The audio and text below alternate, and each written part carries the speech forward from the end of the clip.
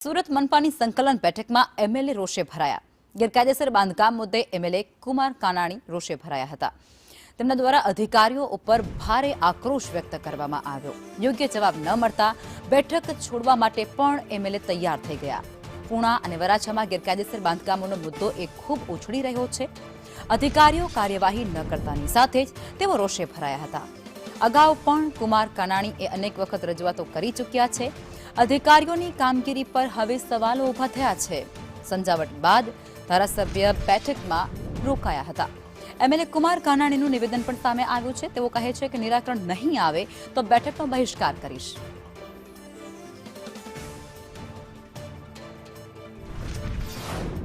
સુરત મહાનગરપાલિકાની કચેરી ખાતે ધારાસભ્યોનું સંકલનની મિટિંગ યોજાઈ હતી। તેમાં વરાછાના ધારાસભ્ય કુમાર કાનાણી જે છે અધિકારીઓ પર રોષે ભરાયા હતા, કારણ કે વરાછા અને પૂણા ગામ ખાતે કોમર્શિયલ ગેરકાયદેસર બાંધકામને લઈને તેમણે વારંવાર રજૂઆત કરી હતી, પરંતુ અધિકારીઓએ તેમને વ્યવસ્થિત જવાબ ન આપ્યો હતો।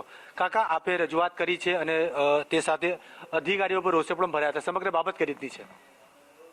ગઈ સંકલનની અંદર 1 મહિના પહેલા વરાછા રોડ હોય, મોટા વરાછા વિસ્તાર હોય કે પૂણા વિસ્તાર હોય, એક એવો ધીકતો ધંધો થયો છે કે રહેણાંક વિસ્તારની અંદર બાંધકામ કરનારા લોકો ખુલ્લા પ્લોટ લે છે, રોડ પરના રહેણાંક વિસ્તારમાં રહેતા લોકોના રેસિડન્ટ મકાનો લે છે અને એને તોડીને કોમર્શિયલ બનાવવાનો એક ધીકતો ધંધો ચાલે છે। કમિશનરે છે કીધું કે સંકલનની અંદર અમે ચા પાણી કે નાસ્તો કરવા નથી આવતા, લોકોના જે પ્રશ્ન છે એની વાત મૂકવા માટે, એનો અવાજ બની અને લોકોના પ્રશ્નો હલ થાય એના માટે અમે અહીંયા આવતા હોઈએ છીએ।